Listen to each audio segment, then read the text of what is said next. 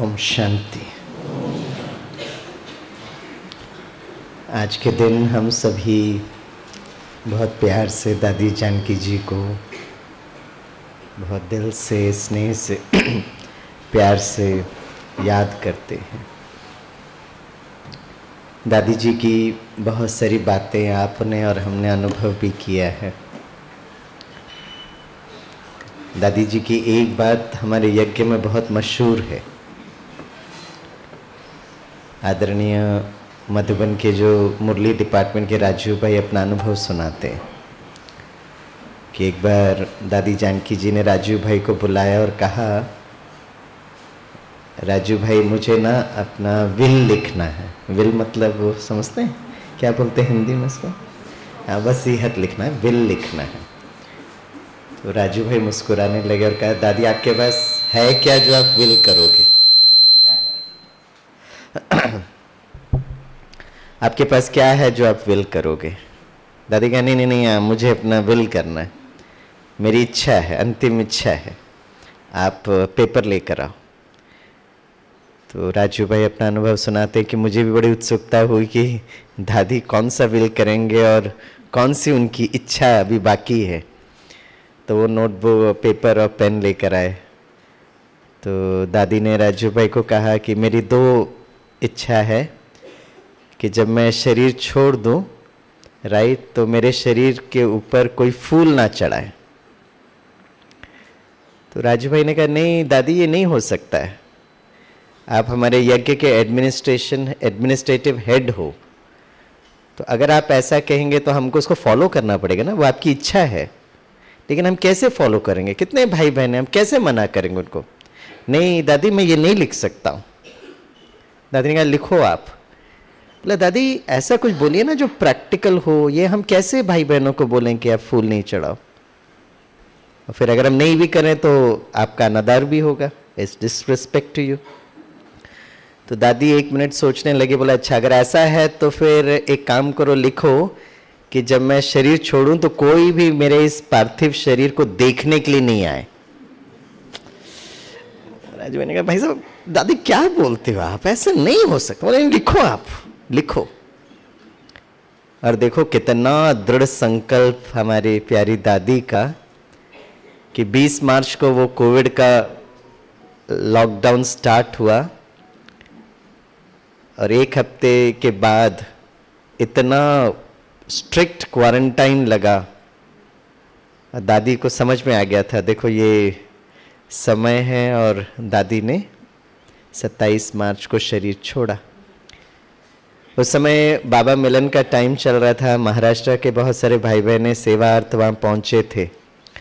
तो जब दादी ने शरीर छोड़ा तो सबको लगा कि हम शांतिवन में हम उनको देखें, लेकिन उस समय भारत सरकार का इतना स्ट्रिक्ट प्रोटोकॉल था कि डिस्ट्रिक्ट कलेक्टर ने बस कुछ एक आत्माओं को बस चांस दिया कि दादी के नज़दीक आए, और बाकी सभी भले टीवी में देखे, अपने अपने स्थान पर देखकर इस अंतिम यात्रा में भाग ले सकते हैं। तो दादी जी की ये इतनी वंडरफुल पावर थी, दृढ़ता। जब हम यज्ञ में आए थे स्टार्टिंग में तो हमको ये बताया जाता था कि दादी जी is the most stable women of the world. मतलब जब हम बहुत गहरी नींद में सोते हैं ना तो हमारे संकल्पों की गति एकदम कम होती है। It is called as a delta sleep. जब मन में 1 to 2 साइकिल पर सेकेंड, बहुत कम संकल्प। तो दादी जी बैठे हैं, बात कर रहे हैं, राइट, और उस समय उनके है ना EEG इलेक्ट्रोड्स लगाए गए हैं, और उसमें मॉनिटर में देख रहे हैं कि दादी जी बोलते वक्त भी बहुत एकदम डेल्टा वेव्स आ रहे हैं। मतलब इतना योग का अभ्यास दादी ने किया। तो आज गीत में सुन रहे थे ना, दादी के पथ में आपको और हमको भी तो चलना है। हमने बाबा और मम्मा को तो नहीं देखा, लेकिन दादी तो अभी अभी के है ना। तो जो पालना दादी जी ने शिव बाबा, ब्रह्मा बाबा, मम्मा से ली है, उसको तो आपने और हमने देखा है।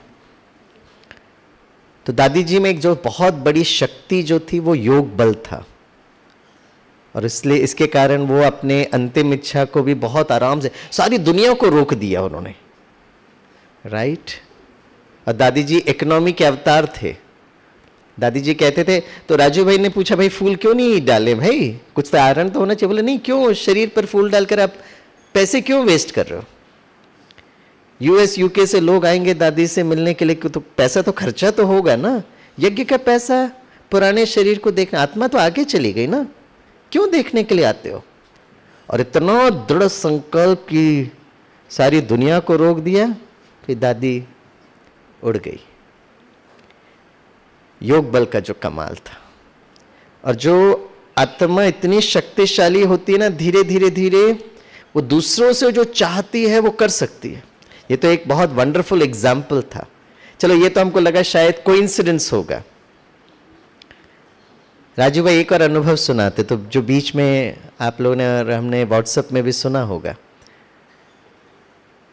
कि एक बार हमारे देश के जो उपराष्ट्रपति जी हैं डॉक्टर आर वेंकट-रमन, वहाँ दिल्ली में जब थे तो भाई बहने वेंकट-रमन जी से मिलते थे और उनको मधुबन में आने के लिए निमंत्रण देते थे। अब वेंकट-रमन जी की बड़ी इच्छा भी थी कि मैं है ना पांडव भवन में आऊँ। फाइनली जब प्रोग्राम बना, क्योंकि उपराष्ट्रपति हैं तो उनका बहुत सारा प्रोटोकॉल्स होते हैं, राज्य सरकार और केंद्र सरकार मिलकर ये प्रोग्राम बनाती है। तो प्रोग्राम ऐसा बना कि दिल्ली से वेंकट-रमन जी माउंट आबू में पोलो ग्राउंड में आएंगे, फिर वहाँ से वो सर्किट हाउस जाएंगे, वहाँ नाश्ता वाश्ता करेंगे, फिर एक दो प्रोग्राम करके दिलवारा मंदिर ये सब मिलकर फिर पांडव भवन आएंगे, फिर दिल्ली वापस जाएंगे। तो दादी प्रकाशमणि जी ने सारे सभा में अनाउंस किया कि बहुत खुशी की बात है कि वेंकट-रमन जी का आने का प्रोग्राम बन गया है। हम तो चाहते थे कि वेंकट-रमन जी ज़्यादा समय बिताएं, लेकिन गवर्नमेंट का अपने प्रोटोकॉल्स होते हैं, तो 12 से 15 मिनट का टाइम दिया है उन्होंने यहाँ पर। तो उस समय बाबा मिलन का टाइम चल रहा था, तो दादी जानकी जी भी सभा में थी। तो राजू भाई अनुभव सुनाते हैं कि दादी जानकी जी पूरा रात जो है बाबा के कमरे में बैठे, बाबा को याद किया। दूसरा दिन वेंकट-रमन जी वहाँ से निकले, सीधे पोलो ग्राउंड में पहुंचे, उनकी हेलीकॉप्टर पहुंची। जैसे वो नीचे उतरे तो एक तरफ गवर्नमेंट के काफ़ी ऑफिसर्स थे और एक तरफ दादी जानकी जी और बाबा के बच्चे थे। तो वेंकट-रमन जी की एकदम नज़र दादी जी पर पड़ी, तो इमीडिएटली गए, तो दादी भी आए। ओम शांति दादी जी, ओम शांति भाई साहब, हम आपसे मिलने के लिए आए हैं, है ना, खास मिलने के लिए आए हैं। तो दादी ने कहा हम भी आपका इंतज़ार कर रहे हैं, चलिए चलिए चलिए। तो वेंकट-रमन जी ने अपने पीए को बुलाया और कहा कि दादी जानकी जी की गाड़ी पहले जाएगी, उसके पीछे हमारी गाड़ी जाएगी, और दादी आप रास्ता दिखाइए। अब वो ऑफिसर्स बोलने लगे सर सर आपका सर्किट, वो सुन ही नहीं रहे, चलो चलो चलो दादी के पीछे चलो। और पूरी गाड़ियाँ सीधे पांडव भवन पर आ गई। सबको बहुत अच्छा भी लगा। वैसे थोड़ा देर, काफ़ी देर के बाद उनका प्रोग्राम था। अरे वेंकट-रमन जी अभी पहुँच गए, समाचार मिला। तो दादी प्रकाशमणि जी आए, सब ने बड़े प्यार से स्वागत किया वेंकट-रमन जी को। बाबा के कमरे में लेकर गए, कुटिया में लेकर गए, शांति स्तंभ में बैठे, और सब जगह सबने देखा उनको कोई जल्दी नहीं, आराम से बैठे। बाबा के कमरे आराम से बैठे, शांति स्तंभ में बड़ा आराम से बैठे। हिस्ट्री हॉल में लेकर गए तो सारा चित्र देखकर दादी सुना रही है, यहाँ ये यज्ञ, बड़े आराम से सुन रहे, कोई जल्दी नहीं। तो दादी जी ने धीरे से पूछा, भाई साहब नाश्ता करेंगे ना? हाँ हाँ करेंगे भाई करेंगे। बोला सभी भाई बहनों से मिलेंगे? हाँ हाँ इसलिए तो आए हैं। अरे तो फटाफट नाश्ते की व्यवस्था की गई। नाश्ता तो बनते ही है। अब भाई बहनों को बोला सब लोग मेडिटेशन हॉल में बैठे, वेंकट-रमन जी मिलेंगे, आराम से नाश्ता करें, कोई जल्दी नहीं है। और फिर मेडिटेशन हॉल में सारे भाई बहनों से आराम से मिल रहे हैं, कोई जल्दी नहीं। और फिर वहाँ से जब सबसे मिल लिए, और फिर दादी जी को ओम शांति सबको किया, और गाड़ी में बैठे पोलो ग्राउंड में गए, सीधे दिल्ली निकल गए। अच्छा, एक दो दिन के बाद बाबा मिलन का टाइम था, तो मिलन होने के बाद दादियाँ आती ना स्टेज पर, बाप दादा से रू रिहान करती हैं। तो दादी प्रकाशमणि जी ने बाप दादा को समाचार सुनाया। 2-3 दिन पहले वेंकट-रमन जी आए थे, बाबा कमाल हो गया, जादू हो गया। 12-15 मिनट का टाइम था, इतने 3-4 घंटे उन्होंने यहाँ समय निकाला। बाबा कमाल हो गया, वंडरफुल। तो बाप दादा मुस्कुराए और दादी प्रकाशमणि जी को कहा, पता है ये किसका कमाल है? किसका कमाल है? बोला वो जानकी बच्ची से पूछो, उनका योग बल का कमाल है। तो सबको बड़ा आश्चर्य हुआ, अच्छा। फिर बाप दादा चले गए। फिर दूसरे दिन जब दादी जानकी जी का क्लास था तो सबको बड़ी उत्सुकता थी, दादी ने ऐसे कैसे किया, योग बल का कमाल मतलब क्या किया। तो दादी जानकी जी से पूछा, आपने क्या कैसे योग का प्रयोग किया। तो दादी जी ने ये कहा कि जब वो योग में बैठे थे ना, तो बाबा को तो याद किए और फिर पता क्या किए, दादी जी ने बाबा को याद कर कर एक प्रकाश का एक टनल बनाया। टनल मतलब सुरंग, राइट। बाबा को याद कर कर एक प्रकाश का एक टनल बनाया, राइट। और क्या क्या वेंकट रमन जी जैसे ही वो अपने भवन से निकलेंगे ना, उसके सामने वो टनल को फिट कर दिया, राइट। अब जैसे ही वेंकट रमन जी भवन से निकले तो उस टनल में आ गए। प्रकाश में एक टनल, प्रकाश का बना हुआ टनल, कोई स्थूल टनल नहीं है।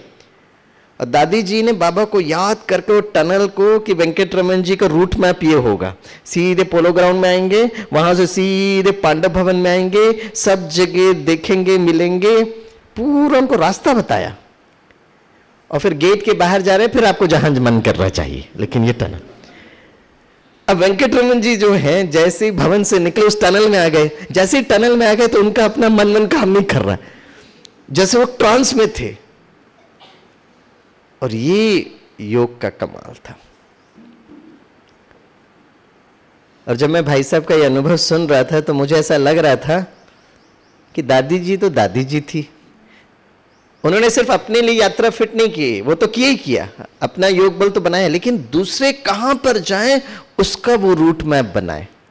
तो एटलीस्ट जो मुझे जो प्रेरणा मिली कि एटलीस्ट मुझ आत्मा और शिव बाबा के बीच में तो हम ये टनल बांध ही सकते हैं, ताकि भाई बाबा को हम याद करें। फिर हम बाद में देखेंगे किसी और के लिए टनल बनाना या नहीं बनाना, बाद में देखते हैं।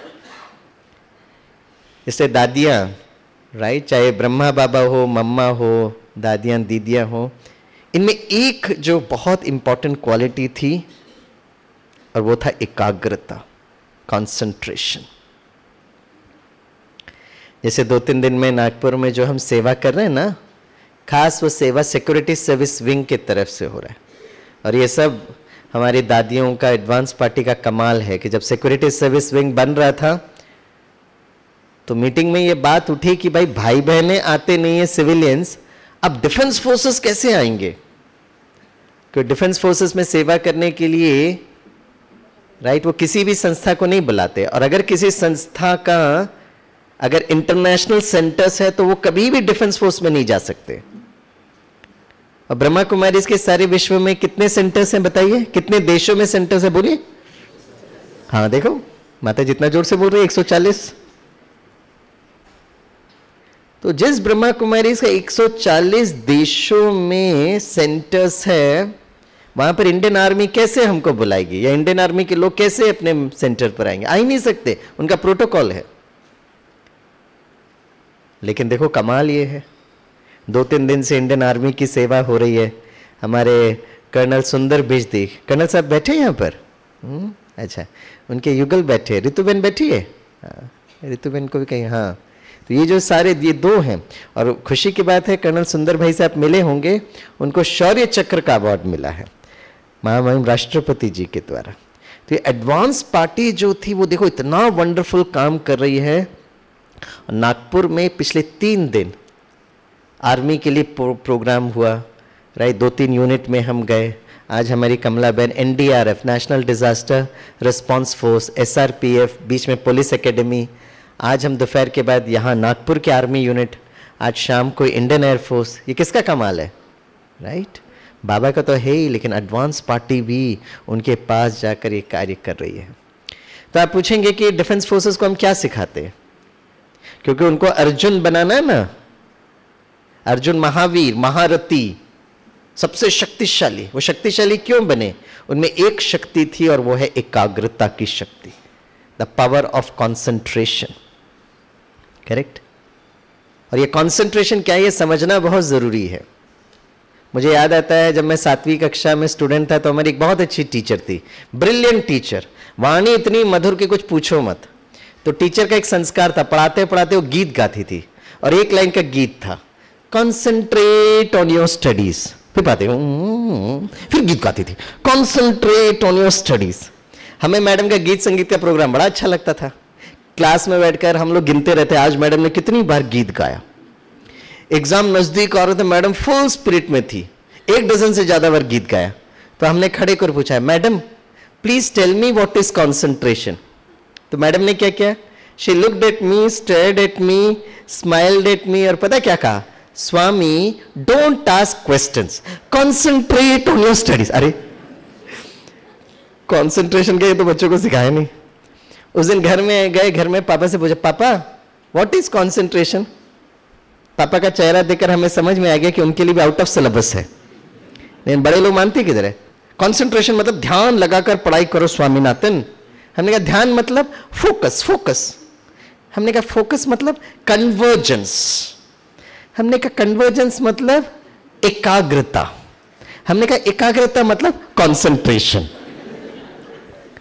हमने कहा पापा जी पहले हम वही पूछ रहे थे, आपने जो जवाब दिया ना उसको इंग्लिश में सिनोनिम्स कहते, हिंदी में पर्यायवाची शब्द कहते। अब दूसरे दिन हम क्लास में गए तो हम जैसे ही क्लास में बैठे तो मैडम आई। हमने कहा good morning madam, good morning children, बैठो बैठो बैठो। वेरी स्वामीनाथन। तो हम बैठे थे, हाँ कल कितना सुंदर प्रश्न पूछा, तो आज हम आपको जवाब देते। हमको भी बड़ी उत्सुकता हुई, भाई गीत संगीत का भाव समझाएंगे। और उन्हें एकाग्रता समझाने के लिए अर्जुन की कहानी सुनाई। पांडव और कौरव, गुरु का नाम क्या था, द्रोणाचार्य। लक्ष्य दिया, पंछी की आंख। पंछी की आंख, मछली तो बाद में है ना, पंछी की आंख थी पेड़ के ऊपर।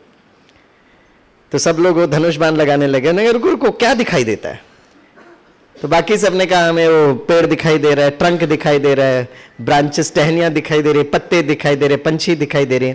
सिर्फ अर्जुन ने कहा गुरुजी मुझे सिर्फ पंछी की आंख दिखाई देती है। टीचर ने कहानी यहां स्टॉप किया। स्वामीनाथन समझा एकाग्रता क्या, हमने कहा समझ गए। क्या समझा, अर्जुन को सिर्फ पंछी की आंख दिखाई दी, that's concentration. Very good very good. हम भी बड़े खुश हुए। फिर बेल बजा, हमारा टिफिन टाइम था, टिफिन खाने का। तो जिस स्कूल में हम पढ़ते थे वह छोटी छोटी पहाड़ियां थी, बड़े अच्छे वृक्ष थे। हम सब लोग टिफिन खाते खाते अचानक मेरी नजर सामने वाले पेड़ पर पड़ी, तो मुझे सारा का सारा पेड़ दिख रहा है। हम दौड़ते दौड़ते स्टाफ रूम में गए। हमने टीचर को कहा मैडम 1 मिनट बाहर आएंगे। हम क्यों आए बाहर, आ जाइए ना, तुम ना स्वामीनाथन हमें बहुत इरिटेट करते। मैंने कहा आ जाइए ना, अच्छी मैडम थी। आ गए, हमने उनको पेड़ के सामने खड़ा कर दिया। हमने कहा मैडम जी क्या दिखाई दे रहा है। अरे सच ए स्टूपिड क्वेश्चन स्वामीनाथन, पेड़ के सामने खड़ेंगे तो बिल्डिंग दिखाई देगी क्या, पेड़ दिखाई दे रहा है। हमने कहा मैडम आपको ट्रंक दिखाई दे रहा है। Yes I can see the trunk. आपको टहनियां दिखाई दे रही, यस।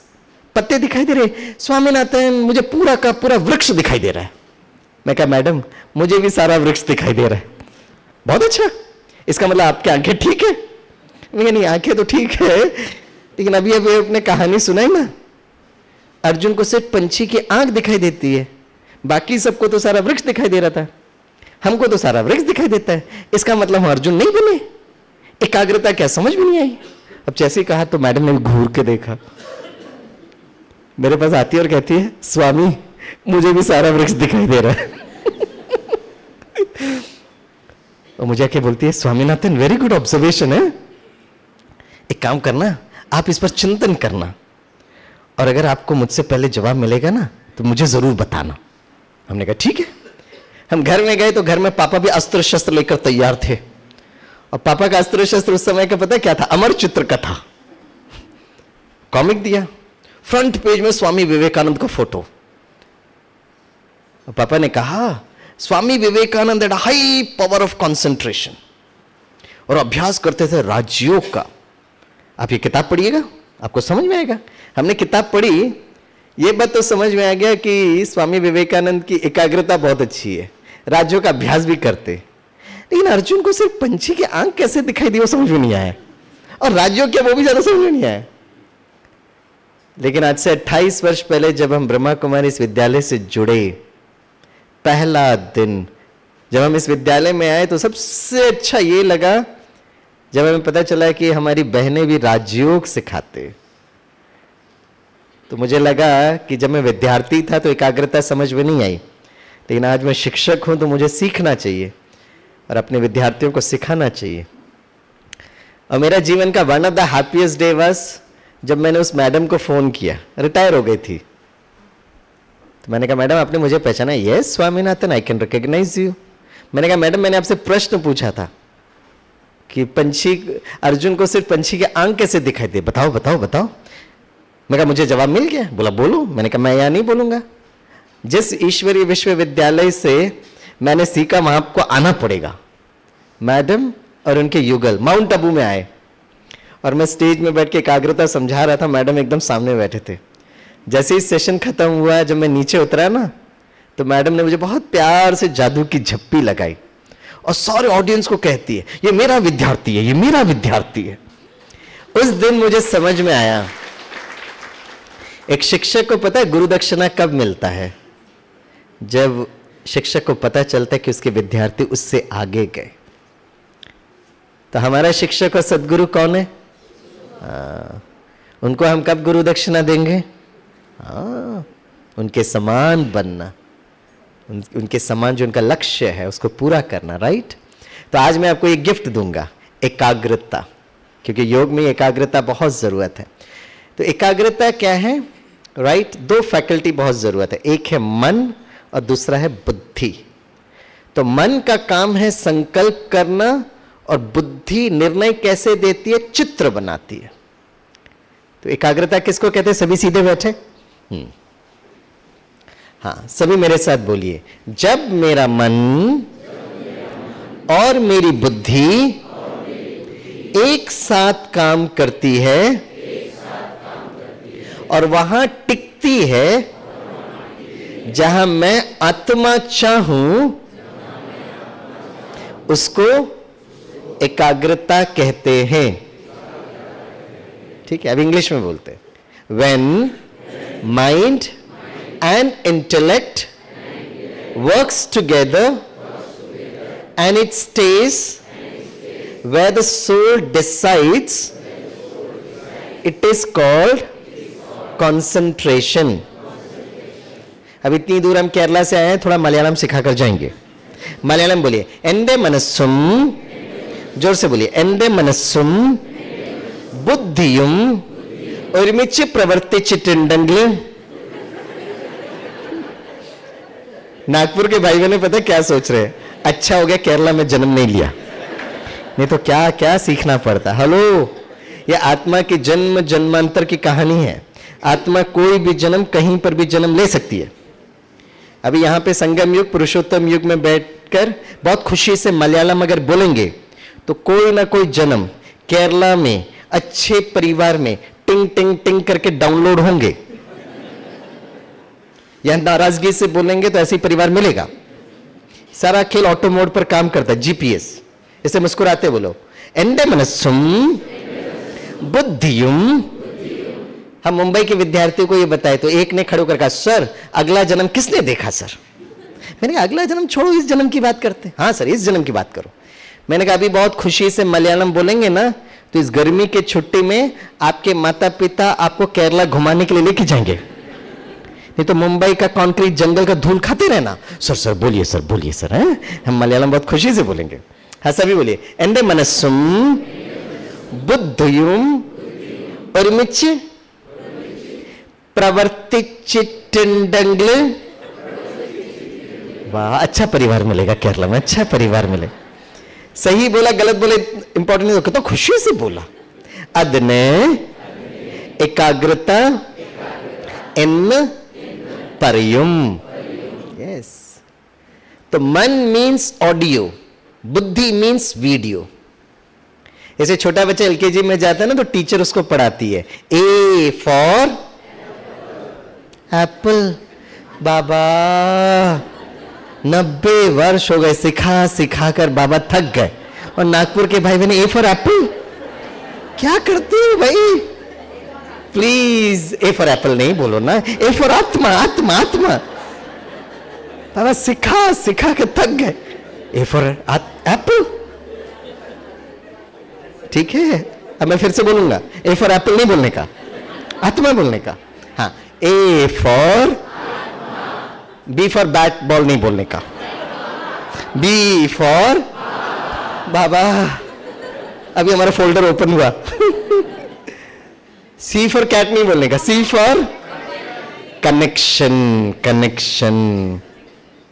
डी फॉर, अरे वाह ये पता है। ई फॉर एंड, खत्म, समाप्त। हमारा ईश्वरीय विद्यालय कितना अच्छा, A B C D Om Shanti. बेचारे चुटके चुटके बच्चे एलकेजी में XYZ तक याद करते हैं। सहज पढ़ाई कौन सी है, बच्चों की एलकेजी सिलेबस या हमारी यूनिवर्सिटी की पढ़ाई? हाँ, तो सहज वाला काम करो ना, हर दिन यूनिवर्सिटी में आके पढ़ना। तो जब अर्जुन को कहा गया कि आपको क्या दिखाई देता, रहस्य ये, राज्यों का ये, राज मीन्स रहस्य। कहते भगवत गीता सिर्फ अर्जुन को क्यों सुनाया भाई, साइड में युधिष्ठिर को भी बुला लेते, आजा भाई तू भी सुन। हर एक सुन ही नहीं सकता। आप और हम अर्जुन हैं, इसलिए हमको यह ज्ञान मिला। हां, अर्जुन से हम युधिष्ठिर बनते, युधिष्ठिर से हम श्री कृष्ण बनते। क्योंकि जब अर्जुन को कहा कि आपको क्या दिखाई देता है, तो अर्जुन ने कहा गुरुजी मुझे सिर्फ उस पंछी की आंख दिखाई देती है। मतलब क्या है? मतलब यह है कि अर्जुन ये स्थूल नेत्रों की तो बात ही नहीं कर रहे थे। जैसे अगर मैं कहूंगा पांडव भवन, तो ऑडियो पहुंचा, बुद्धि में चित्र बना। आप में से कुछ लोग पांडव भवन गए होंगे, कुछ लोग नहीं गए होंगे, लेकिन पांडव भवन का चित्र तो बना सकते हो ना। पांडव भवन में बाबा का कमरा, बाबा के कमरे में जहां बाबा बैठते थे, उनका बेड और शिव बाबा का वो जो लाइट, तो यहां बैठकर हम मन और बुद्धि से कितना समय उस शिव बाबा को देख सकते, चाहे पांडव भवन में चाहे परम धाम में। मन बुद्धि से देखना, दैट इज कॉन्सेंट्रेशन। स्थूल नेत्र की बात नहीं कर रहे थे वो। कहानी तो अर्जुन की सुना देते, लेकिन रहस्य नहीं बताते। आप एक कैमरा लीजिएगा, उसको जूम करिएगा, जूम कर कर और पंछी की आंख पर लेकर जाइएगा, सारा चीज आप ब्लर कर सकते हो। ब्लर मतलब धुंधला।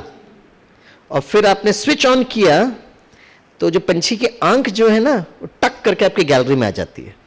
एक स्थूल यंत्र अगर कर सकता है, तो आप और हम मन बुद्धि से नहीं कर सकते क्या?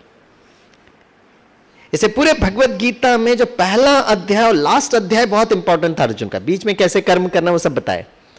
हे अर्जुन, आपका मन इसलिए कमजोर हो रहा है क्योंकि आप नहीं जानते आप कौन हो। तो अर्जुन पूछता है, भगवान बताइए मैं कौन हूं? तो भगवान वाच, आप ये शरीर जो दिखता है वो नहीं होता है, जो नहीं दिखता है वो होता है। तो क्या नहीं दिखता है? आत्मा। तो ये स्थूल नेत्र से आत्मा देख नहीं सकते, मन बुद्धि से महसूस करना।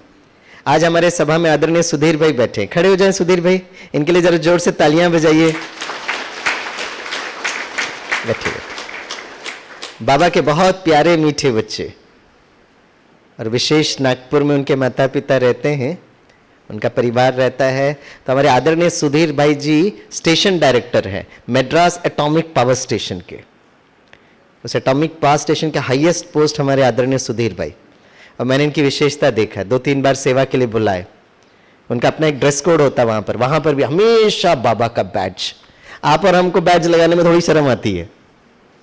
हमारे आदरणीय सुधीर भाई जी है ना, जाएंगे स्टेशन डायरेक्टर के सीट पर बैठेंगे, वहां बाबा का फोटो लगा हुआ है, लेकिन बैज हमेशा पहनेंगे। मैं इसलिए भाई साहब का जिक्र कर रहा हूं कि हमको भी बहुत सारे एटॉमिक स्टेशन में जाकर सेवा करने का सौभाग्य बाबा ने दिया। हम उनसे पहली बार है ना तारापुर एटॉमिक पावर स्टेशन में मिले थे, फिर वो नरो, बहुत सारे स्टेशंस में हम गए। तो अब किसी भी जब एटॉमिक साइंटिस्ट से मिलते हो और उनको जब आत्मा के बारे में बताते हो ना, उनका चेहरा रूहानी गुलाब की तरह खिल उठता है, क्योंकि वो भी कभी एटम को आज तक देखे नहीं है, लेकिन एटॉमिक पावर। और पता है एटॉमिक पावर कैसे बनता है? हमने उनसे ही सीखा, उन्होंने पूरा मॉडल बताया। एटम को जब न्यूट्रॉन से बम्बार्ड करते हैं, बम्बार्ड मतलब उस पर फेंकते हैं, तो जैसे ही फेंकते तो स्प्लिट होती है और ऊर्जा का प्रवाह होता है। पहला अध्याय और लास्ट अध्याय यही था, अर्जुन को सिखाया। हे अर्जुन, आप कौन हो? आत्मा। स्थूल नेत्र से दिखाई नहीं देगा, मन बुद्धि के नेत्र से देखना पड़ेगा। और लास्ट अध्याय में जब अर्जुन को इतना भी समझाया, उनको समझ में नहीं आ रहा था, तो भगवत गीता में कहानी में बताते हैं कि भगवान ने अपना विराट स्वरूप दिखाया। विराट स्वरूप में अर्जुन ने क्या देखा? तेजोमय प्रकाश। तो तेजोमय प्रकाश उन्होंने कैसे देखा? स्थूल नेत्र से नहीं देखा, मन और बुद्धि के नेत्र से। तो गुरु द्रोणाचार्य में अर्जुन को यह बात समझ में आ गई, मैं पंछी की आंख देख सकता हूं मन और बुद्धि के नैनों से। तो परमात्मा की दृष्टि मिली और उनको ज्ञान मिला। हर व्यक्ति को यह बात समझ में नहीं आती है, तो आप पर हम अर्जुन हुए। This is concentration. तो दादी जानकी जी ने क्या एकाग्रता का मॉडल बनाया? मन बुद्धि को धीरे से ऊपर लेकर गए, शिव बाबा को इतना प्यार से याद किया, शिव बाबा से दादी जानकी जी के आत्मा के बीच में ऐसा प्रकाश में टनल बांध दिया, और फिर धीरे से उस टनल को वो उपराष्ट्रपति भवन के सामने रखा। तो मुझे लगता है हमें वो सेवा करनी चाहिए। चलो, राष्ट्रपति उपराष्ट्रपति अपने आप अभी बाबा के बच्चे बन गए, हमको क्या करना है? अब यहां से जब आप निकलोगे ना, तो 2 मिनट योग करेंगे हम। यहां से जब आप निकलते हो, तो यहां से हम आपको सबको पता है कहां कहां जाना है आपको। तो बहुत प्यार से बाबा को याद कर कर मन और बुद्धि से वो प्रकाश में टनल बांधिएगा। हम बाबा को याद करके ही, कोई भी, आप और हम, जब घर से निकलते, बाबा मैं जा रही हूं, आते वक्त बाबा मैं पहुंच गई, ये तो बोलते ही हैं। अब एक काम करें, बीच में टनल भी बांधिएगा, 1 सेकंड लगता है। तो यहां से आप अपने अगर लौकिक घर जा रहे हैं, तो मन और बुद्धि से वो प्रकाश में टनल बांधिएगा, और फिर कुछ समय के बाद ये अभ्यास करेंगे। तो एक काम करना, आप ये प्रकाश में टनल अपने फैमिली मेंबर्स, विशेष बच्चों के लिए करना। मैं जितने भी बाबा के बच्चों से, माता पिता से मिलता हूं और दूसरों से मिलता हूं, उनका सबसे बड़ा जो तनाव जो होता है कि आजकल बच्चे सुनते नहीं हैं, बहुत समय मोबाइल में रहते, यही कंप्लेन रहती है। अगर दादी जानकी जी उपराष्ट्रपति को अपने योग बल से जहां जाना है वो अगर वो कर सकते हैं, तो आप और हम अपने बच्चों के लिए तो कर सकते हैं ना। तो बच्चों को बोलना बंद करिएगा। आपने बहुत बोला, हम शिक्षक भी बोल बोल के थक गए, अभी बोलना बंद करिए। दादी जानकी जी के स्मृति दिवस पर दादी जानकी जी से प्रेरणा लीजिएगा। तो बहुत प्यार से बाबा को याद करिएगा, अपने लिए टनल बांधिएगा, और बच्चा जैसे ही उस घर से बाहर निकलता है ना, अब स्कूल में जाएगा, कॉलेज में जाएगा, उसको भी टनल बांध के रख दो। और अगर वो बच्चा टनल के अंदर आ गया तो उसको मोबाइल भी याद नहीं होगा। ये एक्सपेरिमेंट करिएगा, प्रयोग करिएगा। बाबा बच्चे को संभाल लो, बाबा बच्चे को संस्कार, अरे फरियाद करना बंद करिए, योग बल को यूज करिए। बाबा ने वो शक्ति दी है, वो टेक्नोलॉजी दी है, मेथडोलॉजी दी है, उसको यूज करें हम। और जितना हम ये करेंगे, आप देखेंगे बच्चों का भी संस्कार धीरे धीरे परिवर्तन हो जाएगा। एंड लास्ट इंपॉर्टेंट बात जो दादी जानकी जी ने हमको सिखाया, प्रेरणा वाली बात, तो हम भी अपना विल पेपर लिखें। और बाबा ने ये विल पेपर सभी को बताया, हम सभी के लिए बोला उन्होंने। बाबा ने कहा है, मीठे बच्चे, राइट, हमें हर पल हर क्षण इतना खुशी और आनंद में रहना है कि आत्मा जब शरीर भी छूटे ना, तो आनंद की अवस्था के साथ छूटे। कौन कौन चाहते हैं कि सतयुग में श्री कृष्ण का जल्दी से जल्दी जन्म हो? वो मुस्कुराते हुए हाथ उठाए। वाह, वेरी गुड वेरी गुड, हाथ नीचे रखिए। कौन कौन चाहते हैं कि आप भी श्री कृष्ण के नजदीक जन्म ले? वो जरा हाथ उठाए। वाह, बहुत अच्छा बहुत अच्छा। तो इतना वंडरफुल लक्ष्य रखा है ना। तो कैसे श्री कृष्ण के नजदीक जन्म गए? हर पल हर क्षण इतना खुशी और आनंद में कि आत्मा जब शरीर छोड़ेगी ना, आनंद के साथ खुशी से। और जितना आपका वो जीपीएस होगा ना, एनर्जी एकदम शिव बाबा, बाबा मम्मा दादी के एकदम नजदीक। जब दुनिया बहुत अच्छी बनेगी तो ब्रह्मा बाबा मम्मा दादी, हम भी इनके पीछे पीछे टिंग टिंग टिंग टिंग टिंग टिंग उतर जाएंगे। सारा खेल ऑटो मोड पर काम करता है। तो प्लीज, अगर श्री कृष्ण के नजदीक जाना है तो आज से लेकर हर पल हर क्षण खुशी में, बिल्कुल किसी पर गुस्सा नहीं करना। क्रोध किया, त्रेता युग में डाउनलोड हो जाएंगे। युद्ध कर रहे ना। मैं वो जवानों से पूछ रहा था, आपको गुस्सा आता है? हाँ जी सर आता है। किस पर आता है? सब पर आता है सर। कमांडेंट साहब पे भी गुस्सा आता, छुट्टी नहीं देते सर। मैं चलो कमांडेंट साहब छुट्टी नहीं देते तो गुस्सा आना अंडरस्टैंडेबल, लेकिन अपने घर में बच्चों पर तो गुस्सा नहीं करना चाहिए ना। तो कौन कौन है जो घर पर बच्चों पर गुस्सा नहीं करते? मैंने जवानों से पूछा, एक जवान ने हाथ उठाया। मैं कहा वेरी गुड, गुस्सा नहीं करते सर। आज तक मैंने अपनी बच्ची पर गुस्सा नहीं किया सर।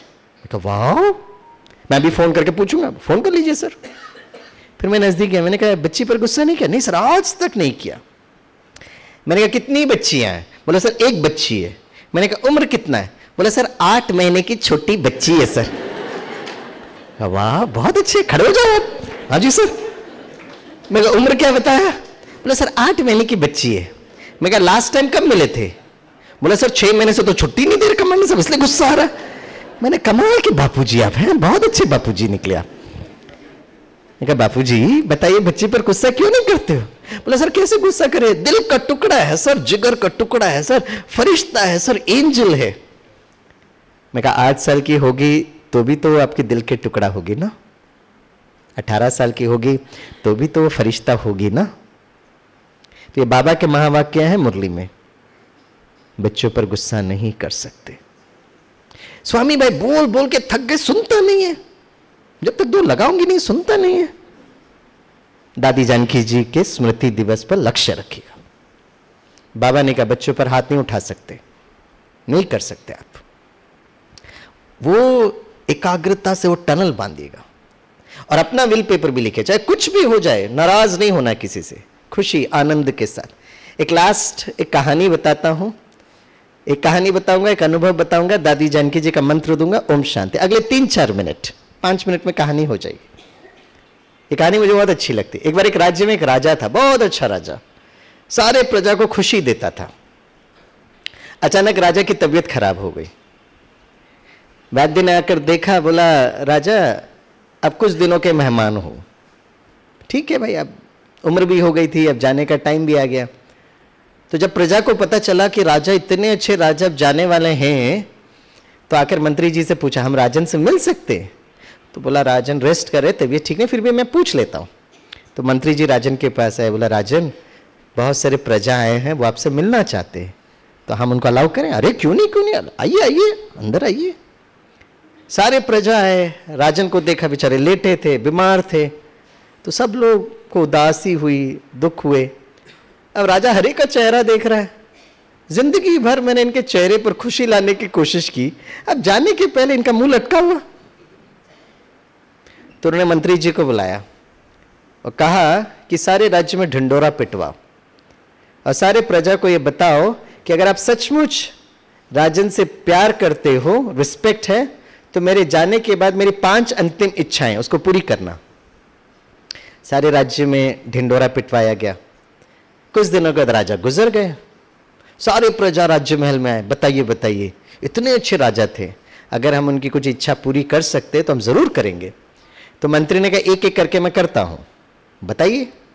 तो राजा का पार्थिव शरीर रथ पे रखा गया और फिर मंत्री ने कहा पहली इच्छा ये थी राजा इनकी कि अभी ये रथ जो है शमशान घाट की तरफ जाएगा, अब ये गीत बजेगा, तो इस गीत को बहुत ध्यान से अब सुनेंगे, एकाग्रता से। हाँ जी करेंगे। अब गीत बजा, कौन सा गीत था? अब घर, कौन सा घर? नागपुर वाला घर? हाँ नहीं, इतना जल्दी नहीं जाइए, नागपुर से होते हुए जाइए, आराम से जाएंगे, आराम से। अब घर जाना है, अब घर जाना है। तो शमशान घाट पर पहुंचे तो मंत्री जी ने कहा दूसरा इच्छा ये है, अब राजा का पार्थिव शरीर को अग्नि दिया जाएगा, तो उस अग्नि को मत देखना, ऊपर देखना। ठीक है, अब अग्नि दिया गया और जैसे अग्नि दिया गया तो शरीर में ना बहुत सारे पटाखे रखे थे, सारे पटाखे ऊपर जाकर फूटने लगे। तो सबने ऊपर देखा, सब चमकता हुआ सितारा। तो फिर मंत्री जी ने कहा राजन ने आपके लिए ये बात बताई कि शरीर नश्वर है, हम ये शरीर नहीं है। हम कौन है? सभी बोले आई, इंग्लिश में बोलो आई, जोर से बोलो, नहीं डराओ नहीं ना भाई, थोड़ा प्यार मोहब्बत से बोलो, आई, और थोड़ा प्यार भरो, I am a twinkle twinkle. आगे बोलिए, ये तो बच्चों का एलकेजी सिलेबस है, वो बच्ची कितना खुश हो रही है, वाह राजयोग इज माय सिलेबस। यस। तो मंत्री जी ने सबको कहा राजन यही तो कह रहे हम सितारे हैं भाई, परमधाम जा रहे हैं, गए वो परमधाम। बोला तीसरी इच्छा कौन सी है? तो मंत्री ने कहा नहा धोकर अब राज्य महल में आ जाओ। तो नहा धोकर राज्य महल में आया तो इतना बड़ा बर्थडे केक रखा गया। तो मंत्री जी ने अनाउंसमेंट किया, राजन का भी वो आत्मा का जन्म कहीं ना कहीं इतना श्रेष्ठ, तो कहीं ना कहीं राजकुमार राजकुमारी के रूप में जन्म लिए होंगे, वहां उत्सव चल रहा है। तो सब लोग गीत गाओ। कौन सा गीत गाना है? Happy birthday to you, happy birthday dear Rajan, happy birthday to you. चौथी इच्छा कौन सी है भाई? बोला आपके लिए राजन ने बहुत अच्छा ब्रह्म भोजन रखा है, अच्छे से खाओ। अब ब्रह्म भोजन देखते साथ सबको आनंद आया, बड़ी खुशी से खाए। लास्ट इच्छा कौन सी है? तो मंत्री ने कहा आपके लिए राजा ने गिफ्ट दिया है। तो सबने गिफ्ट खोला तो पता उसमें क्या था? मुस्कुराता हुआ चेहरे का मुखौटा था। बोला सब लोग पहनो, पहने, एक दूसरे को देखो। बोला अब घर जाओ। यस, तो हमारा यही परीक्षा है। लास्ट सेकंड जब आत्मा शरीर छोड़े ना, आनंद के साथ। लेकिन ये कहानी सुनना सुनाना बहुत इजी है, प्रैक्टिकल में करना, राइट? मैं अपना एक अनुभव बताकर दादी जानकी जी का मंत्र देता हूं आज आपको। एक बार हम नेपाल में सेवा के लिए बुलाया गया था। नेपाल, ये 2008 की बात है, जब नेपाल और बिहार, भारत का बॉर्डर में कोसी नदी है, उसका बांध टूट गया। तो नेपाल में बहुत प्रॉब्लम दिया, बिहार में बहुत लोग तकलीफ में आ गए। तो वहाँ के ब्रह्मा कुमारी सेंटर ने हमें बुलाया, मतलब भाई साहब अब इधर आइए ना, लोग बहुत परेशान हैं, भारत में भी नेपाल में भी, तो आप आकर उनको थोड़ा राजयोग सिखाइएगा, उनको मनोबल बढ़ाइएगा, बहुत नुकसान हुआ है। तो हमने कहा ठीक है माते। 5-6 महीने के बाद हम पहुँचे वहाँ पर। तो दिसंबर का महीना था। तो मुंबई से बागडोगरा गए। बागडोगरा में बाहर निकले तो भाई ने बड़े प्यार से गुलदस्ता देकर स्वागत किया। हमने कहा कितना घंटा लगेगा अभी? बोला 4-5 घंटे का रास्ता है। हमने कहा फिर 4-5 घंटे पहुंच जाएंगे। बोला वो कोसी नदी जिसमें बांध टूटा था उसको क्रॉस करना पड़ेगा। मैंने कहा कोसी नदी, वो जो नया नदी, क्योंकि वो ओरिजिनल ट्रैक को छोड़ दिया, नया नदी बनाया। बोला नया नदी से जाना पड़ेगा? बोला हाँ जी। मैंने कहा पहले बताना चाहिए ना। बोला पहले बताते स्वामी भाई, आप आते ही नहीं थे, इसने हमने बताया नहीं। मैं कमाल के भाई हो आप। अब हम वहां पहुंचे तो दिसंबर का महीना था, तो जल्दी सूर्यास्त हो जाता है वहां पर। तो नदी के इस तरफ एक सेंटर, नदी के उस तरफ एक सेंटर। तो यहाँ पर हम रुके, चाय वाय पानी पिए। तो यहाँ की बहन जी कहते स्वामी भाई अभी अंधेरा हो गया, आप क्यों जाते हो? हम भी बहुत थक गए थे। तो हमने उस भाई को कहा एक काम करते ना, कल जाते। तो बोला मैं फ़ोन करके बोलता। तो वहाँ की बहन को फ़ोन किया। बोला स्वामी भाई कह रहे हैं, दीदी भी कह रहे हैं कि कल सुबह आने से चलेगा क्या? बोला नहीं नहीं नहीं नहीं, अरे कल सुबह तो 6-6:30 बजे तो शिविर है, आप ज़रूर आज ही आइए। तो मैंने कहा ठीक है देखते हैं। मैंने इस बहन को कहा हम जाते हैं ना। बोले स्वामी भाई वैसे मेरा मन नहीं कर रहा है, मैं इसलिए बोल रही हूँ, 2 कारण हैं। पहला कारण 15 दिन पहले है ना ऐसे, क्योंकि वहाँ पूरा रोड वोड टूट गया था, तो सब लोग शिप से ही जा रहे थे। शिप मतलब छोटा सा बोट, बड़ा शिप नहीं, बोट। तो बोला बोट में जा रहे थे तो अंधेरा था, तो एक पेड़ आया और पूरे के पूरे 15 लोग खत्म हो गए। इसलिए हम आपको मना कर रहे हैं।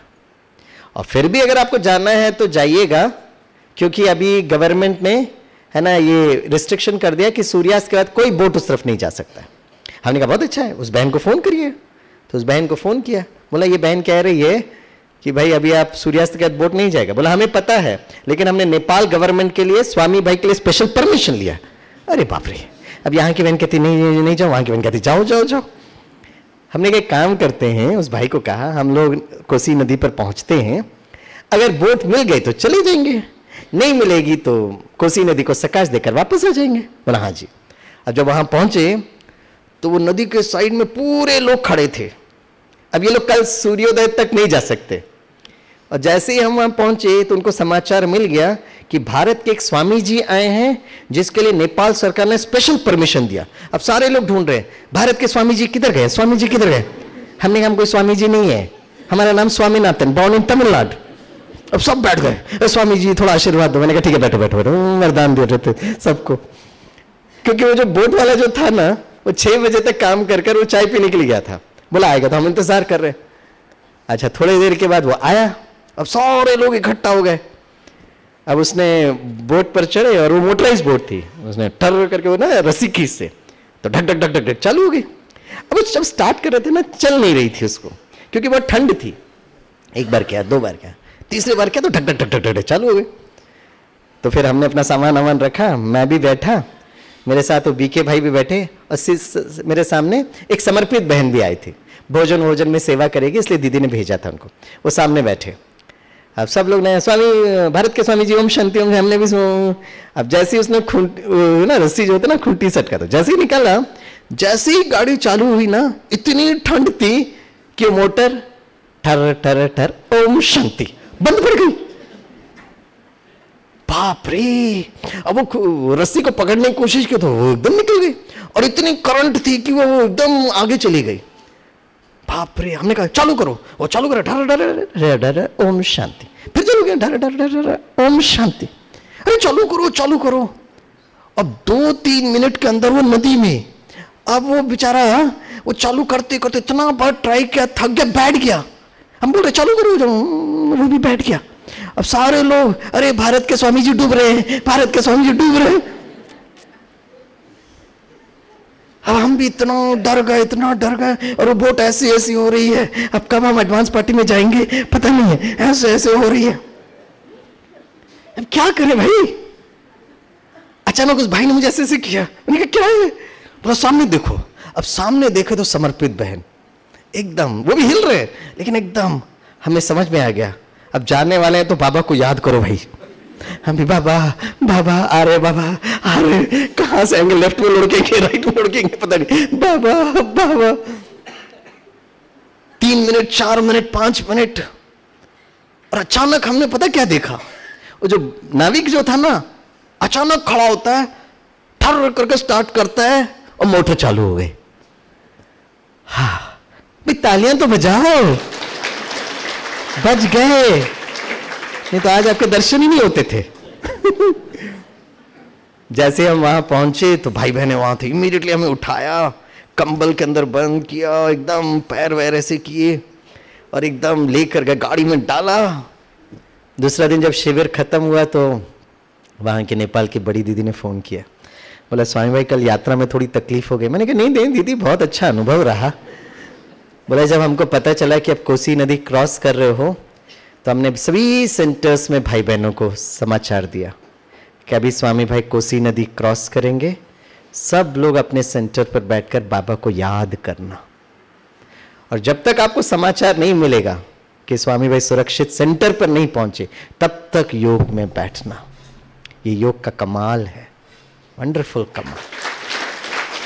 ठीक है, तो एक काम करते हैं, दादी जानकी जी का एक मंत्र मैं बताता हूं।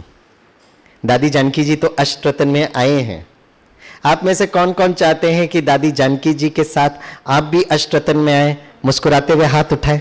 इच्छा रखने में कोई प्रॉब्लम नहीं, हाथ भी उठाओ ना। तो एक बार हम कुमारों की भट्टी कर रहे थे, तो मैंने कहा अष्टरत्न में आने के लिए क्या करना हो? एक भाई ने कहा मुझे पता है। मैंने कहा बताइए। बोला स्वामी भाई 6 घंटा निरंतर योग। हमने कहा कितना टाइम? बोला 6 घंटा निरंतर योग। मैंने कहा 6 घंटा तो छोड़ो, 6 मिनट 6 सेकंड मन बुद्धि को परमधाम में टिकाओ। बोला इतना टफ है? मैं कहा लेकिन बाबा ने बहुत सिंपल विधि बताई है, और ये विधि आपके साथ मैं भी करूंगा। आज रात को सोते वक्त मैं ट्रेन में रहूंगा, तो मैं भी आज के दिन, गुरुवार के दिन, ये जरूर लक्ष्य रखूंगा कि आज रात को सोने के पहले, आज रात को सोने के पहले अगर अंतिम संकल्प अगर आपका बाबा हो गया, तो जो 6 घंटे अब सोएंगे ना, वो योग के चार्ट में आ जाएगा। भाई तालियां तो बजाओ, वाह। अब 6 घंटा बैठकर योग करना कितना मुश्किल है, पीठ दुखता है, कमर दुखता है, राइट? तो आज एक काम करना, अंतिम संकल्प अगर आपका बाबा हो गया, और ये मैं कोई अपना मनन चिंतन की बात नहीं कर रहा हूं, बाबा ने एक क्लियर कट लिखा हुआ है। लेकिन आज वो अंतिम संकल्प बाबा कब होगा? जब आप दादी जानकी जी का मंत्र जपेंगे। तो दादी जानकी जी का बहुत ब्यूटीफुल महामंत्र, सभी बोलिए, मेरे बाबा। तो जोर से बोलो। फिर डरा दिया बाबा को। डराओ नहीं ना, थोड़ा प्यार से बोलो, मेरे बाबा। और थोड़ा प्यार भरो, मेरे बाबा, मीठे बाबा, प्यारे बाबा, शुक्रिया बाबा। तो आज जब यहां से जाएंगे ना, वो टनल बांधते हुए, मेरे बाबा मीठे बाबा प्यारे बाबा शुक्रिया बाबा, आज भोजन बनाएंगे तो मेरे बाबा मीठे बाबा प्यारे बाबा शुक्रिया, भोजन मेरे बाबा मीठे बाबा प्यारे बाबा शुक्रिया, रात को सोने के लिए मेरे बाबा मीठे बाबा, मेरे बाबा मीठे बाबा खर खर खर। और कल आकर दीदी जी को बोलना, दीदी कल 6 घंटे निरंतर योग। दीदी कहेंगे रात्रि भट्टी कर रहे थे। नहीं नहीं नहीं, मैं खर्राटे मार के सो रही थी। अरे भाई इजी वाला काम पहले करो। तो कुमार भाई ने कहा, स्वामी भाई अगर इतना इजी है तो हर व्यक्ति अष्टरत्न में आ सकता है दादी जानकी जी के साथ। मैंने कहा बाबा ने इसका एकदम नेक्स्ट स्टेटमेंट में बाबा ने कहा है। बाबा ने कहा बच्चे अब पुरुषार्थ तो करो, आपके लिए मैं अष्टरत्नों की एक्स्ट्रा लड़ियां लगा दूंगा। ये बाबा के मामा के, मेरे अपना मनन नहीं है। तो कौन कौन दादी जानकी जी के साथ अष्टरत्न में आना चाहता है वो हाथ उठाए। कितना इजी है, खर्राटे मार के सोना है। बस अंतिम संकल्प बाबा। तो आज आपके साथ भी राइट, यहां से मेरा जो मेरे को आज का पूरा दिनचर्या मुझे पता है। तो दिनचर्या जब पता रहता है ना तो मैं बहुत आराम से, और मुझे ये भी पता है, तो दादी जानकी जी का अनुभव सुनकर मैं हमेशा जब अमृत वेला बैठता हूँ, कभी बैठता हूँ ना, तो मैं बाबा को लेकर वो टनल बांधता हूँ पूरी अपनी यात्रा। यहाँ से मुझे आज रात को जाना है जलगांव में, 3 दिन मैं जलगांव में रहूँगा। फिर वहाँ से मैं मुंबई, मुंबई के बाद मैं है ना फिर लखनऊ, दिल्ली। तो मुझे अगला 6 महीने का मुझे यात्रा पता है। तो कहाँ कहाँ प्रोग्राम बनता जाता, मेरे डायरी में आता जाता ना, मैं बाबा के साथ पहले से ही बाप दादा को वहाँ भेज देता उस टनल में। इसलिए मैं जहाँ पर भी जाता हूँ बस सहज महसूस करता हूँ। और मुझे ऐसा लगता है जैसे बाबा मुझे चला रहे हैं, बहुत प्यार से चला रहे हैं। ठीक है, तो आप ये अपने लिए करिएगा और अपने परिवार और बच्चों के लिए भी करिएगा। 3 मिनट हम ओम की ध्वनि करेंगे। सभी सीधे बैठे। हमारी दादियाँ इतनी शक्तिशाली थी। दादी जानकी जी की उम्र 104 ईयर्स, रतन मोहनी दादी जी की ईयर्स 100 ईयर्स। हमारी सारी दादियाँ सेंचुरी मारते हैं, यह सेंचुरी के एकदम नजदीक। ये हमारे प्रेरणा स्रोत है। ये क्या करते थे, ओम की ध्वनि, 14 वर्ष ओम की ध्वनि। तो ओम की जब ध्वनि करते हैं ना तो इट इज ऑडियो। तो जब आप ऑडियो बोल रहे हो ना तो मन को और कहीं भटकने का मार्जिन नहीं मिलता है। और जब आप ओम की ध्वनि करते हो तो आपके शरीर का हर सेल भी उस फ्रीक्वेंसी से वाइब्रेट करता है। तो हम सिर्फ 3 बार ओम की ध्वनि करेंगे।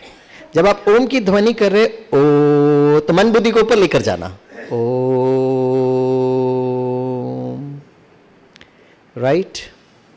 मन बुद्धि को धीरे से ऊपर लेकर जाकर ओम करेंगे। तो शिव बाबा को देखते हुए शिव बाबा और मेरे बीच के, आपके बीच में टनल बांधना, और ज्ञान गुण और शक्तियों का प्रकाश का टनल।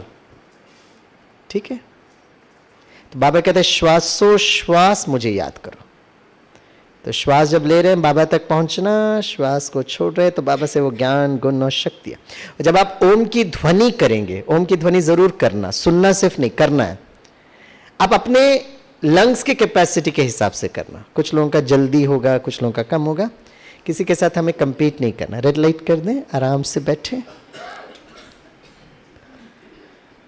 चलिए मन और बुद्धि से एक बहुत सुंदर यात्रा पर चले। मन का काम संकल्प करना, बुद्धि चित्र बनाती है। मैं महसूस करता हूं मेरा ये शरीर पवित्र मंदिर, और इस पवित्र मंदिर में विराजमान मैं आत्मा चैतन्य मूर्ति हूं। मन और बुद्धि को धीरे से परम धाम में लेकर जाइए। एकाग्रता अर्थात मन और बुद्धि द्वारा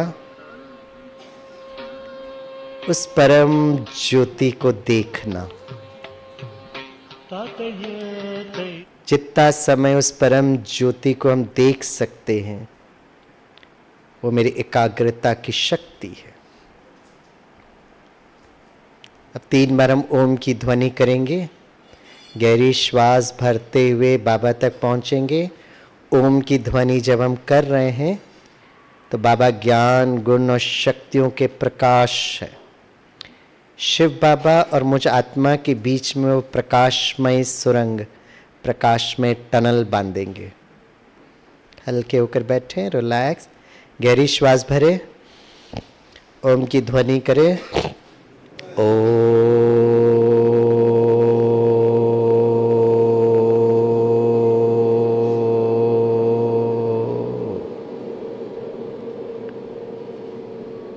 शांति। बहुत अच्छा कर रहे, रिलैक्स, ओम की ध्वनि बहुत अच्छा कर रहे, एक्सीलेंट।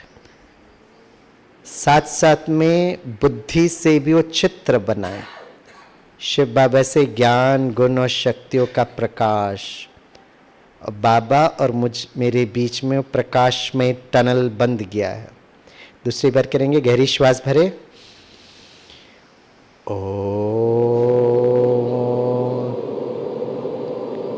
उस प्रकाश में टनल को देखिए, बाबा से ज्ञान गुण और शक्तियों की रंग बिरंगी किरणें मुझ आत्मा तक पहुंच रही है। Excellent, very good. अभी आप मन भी कर रहे हैं, बुद्धि भी आपका कर रहा है। लास्ट बार गहरी श्वास भरें,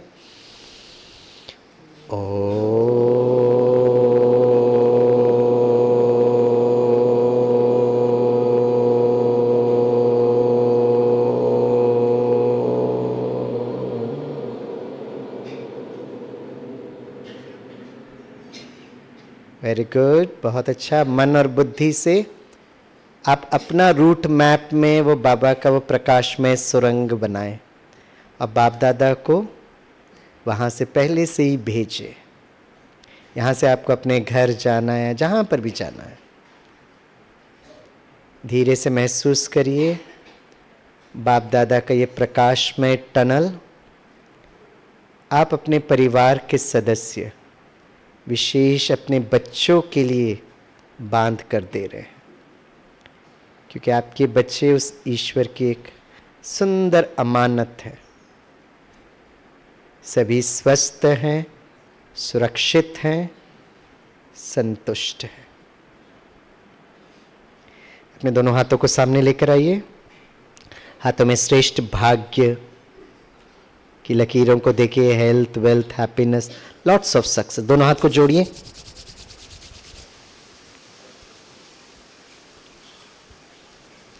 फिर से हाथ जोड़िए, एक दूसरे से मुस्कुराते हुए ओम शांति बोलिए।